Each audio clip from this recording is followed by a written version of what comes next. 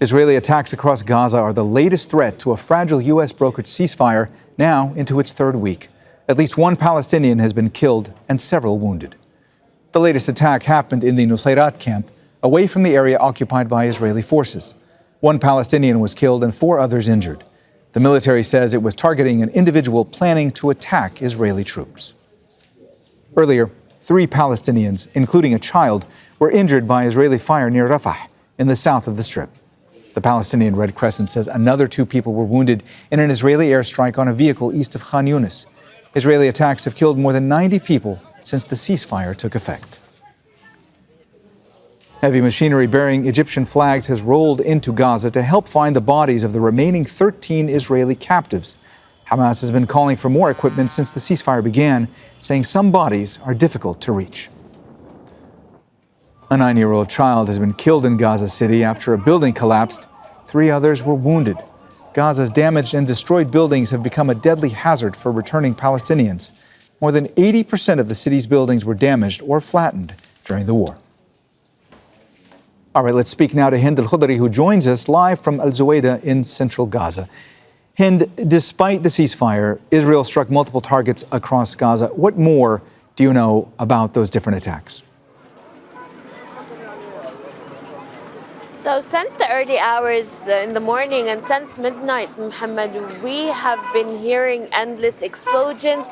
And these explosions reminded us when the Israeli forces were using the explosive-laden vehicles, which are referred to as rubbers. So asking where are these attacks, obviously the Israeli forces is destroying more lands and more houses in the eastern parts of the Gaza Strip.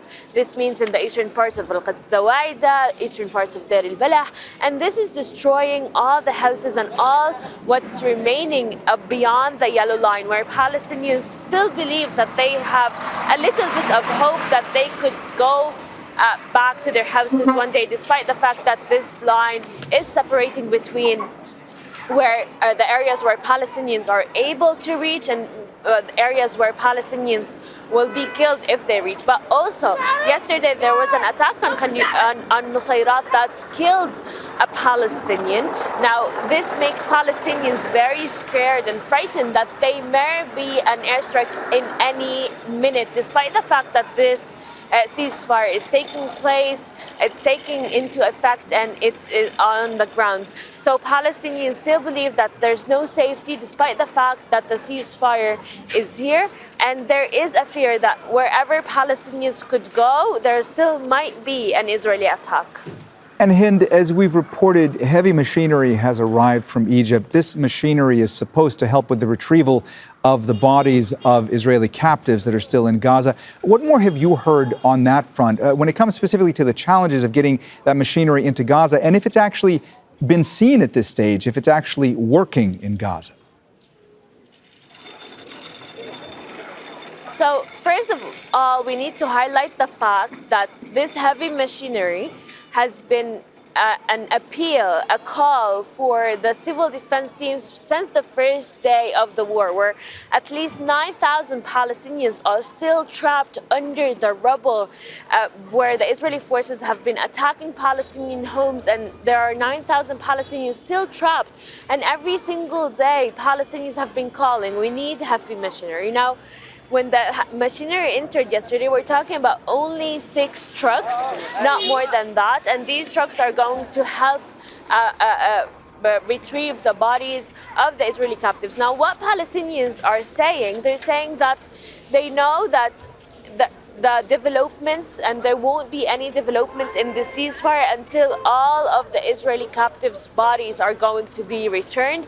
They know that this is the main focus, and without this happening, the Rafah crossing won't open, patients won't leave the Gaza Strip. So Palestinians also want this process to be fast because they want to see what's the next phase of the ceasefire. They want reconstruction, they want freedom of movement, and they want to believe or to see or feel that this ceasefire is going to make it till the end. All right, that's Al Jazeera's Hind al-Khoudary joining us live from al-Zuwayda in central Gaza. Hind, thanks so much for your reporting. Don't miss out and get the full picture. Subscribe to Al Jazeera for reliable news and expert insights. Like, share, stay ahead.